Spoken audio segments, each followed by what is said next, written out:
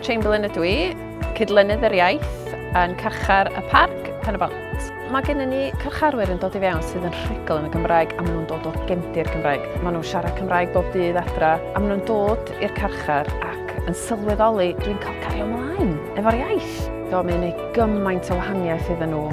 A wedyn, da ni edrych ar y carcharwyr lle tydyn nhw ddim yn siarad Cymraeg, ond mae plant nhw yn mynd i ysgol Gymraeg a mae gennym nhw'r amser. So, da ni'n gwneud yn siŵr bod nhw'n cael y cynnig i ddysgu Cymraeg. A maen nhw'n cael y siawns o ymuno'r urdd fel aelwyd y parc. Maen nhw'n cael perthynas yn ôl hefo'r iaith a da chi'n gweld y gwen ar eu gwynebau nhw. Da ni wedi cael cynta gael yn Eisteddfod yr Urdd. Tro cynta i unrhyw garchar gystadlu a mae pawb jyst wedi gwirioni.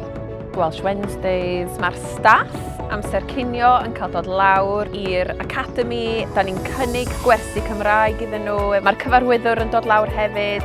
It's really important to me that wherever I work, it feels part of the local community. It's important that men in prison feel connected to something outside. It was a no-brainer. It was obvious to me that I needed to embrace the Welsh language and the Welsh culture as part of moving to Wales. Mae yna gymaint o gynhesrwydd tuag at y Gymraeg yn y carchar. Mae'n anghredadwy. Y staff ddim hyd yn oed yn siarad Cymraeg. Siwmai beth, bore da beth. Maen nhw'n fodlon cychwyn sgwrs.